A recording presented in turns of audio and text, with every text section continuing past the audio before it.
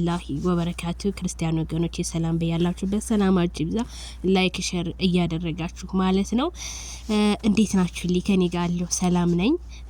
በጣም የሚገርመው ነገር እንግዲህ ይሳቅ ያለው ነገር ምንድነው? እኔ ፖይንት ይዣለሁ ማለት ነው። ግን የማዳም ቅመሞች ለመመለስ አንደበታችሁን ይዘዋል ማለት ነው። ቲክቶክ ላይ ጣጣ ብቻ ሳይሆን ለምትመለሱት ለምትጠየቁት ጥያቄ መመለስ አለባችሁ። የሩታን እናትን ስታከብሪ ነው የአብርሽንም እናት ማክበር የምትችይው። ስለዚህ አብርሽ ለአብርሽ አግዘሽ የሆኑን ወይ ፍቅር እናት ወይም የተለያየን ሰው ብትገለብጪ አብርሽ ላንቺ ፍቅር አለው ማለት አይደለም ሲል እናንተ መመለስ ነበረባችሁ። አድናቂ ሲባል እኛ አብርሽን ወደን አክብረን ተከታዮች በቃ ተመልካች ሆነንህ ስትጨነቁ ተጨንቀን ስናለስ አልቅሰን ሲባሉ አብርሽ እውነት በቃ ፈገግ ብሎ የሚያቸው እንዳሰራ ሁለተኛ ድራማ ሲሉት ፈገግ ያለ ነው አብርሽ። እንደ እውነት ተመቸኝ አራዲዬ ማለት ነው። እነሱ ሲጀምር በራሳቸው ነው የሚሰሩት። ማንንም አይሰሙም በእንደዚህ አይነት ጥያቄ ማለት ነውና እዚህ ጋር ደግሞ ጥያቄ ለጠየቃችሁ ስለሙቤ ማለት ነው። ስለሙቤ ጥያቄ ጠይቃችሁ አብርሽ አልተጣላንም ሲል እናንተ ራሳችሁ አይደላችሁ እንዴ?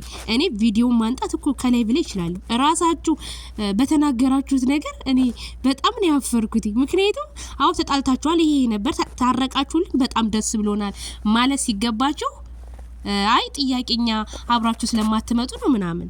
በነገራችን ላይ የሰው ልጅ አክብሩት እንጂ አትፍሩት። የሰው ልጅ አክብሩት እንጂ አትፍሩት። እኔ በጣም ነው የገረመኝ። እኔ ትናንትና በጣም የሆነ ማለት ጧት ላይ ነው ድምጽን ይለቀቀኝ ማለት ነው።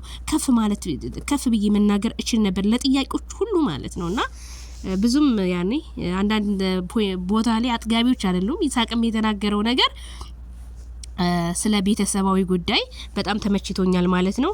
እንግዲህ ያው አትዘግዝቁ ነው ያለው። እውነት ነው። በመዘግዘቅ ምንም ክብር የለም።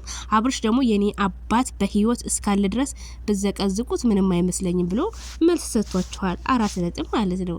እና ሰርጉ እንግዲህ ቀለበቱ ፕሮግራም ያው ዱባይ ላይ እንደሚሆን እሁድና ሰኞ ነው እንግዲህ ማዳም ቅሞች እየመረጡ ያሉት።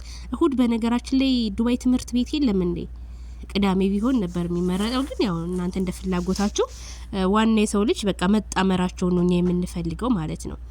እና በጣም ነው የገረመኝ እኔ ለሁሉም ነገር ሙብዬ እንኳንም አንድ ሆናችሁልን አብራችሁ እንደምትመጡ ተስፋ እናደርጋለን። ታርቃችኋል፣ ደስ ይላል። እኛም ደስ ብሎናል ማለት ነው።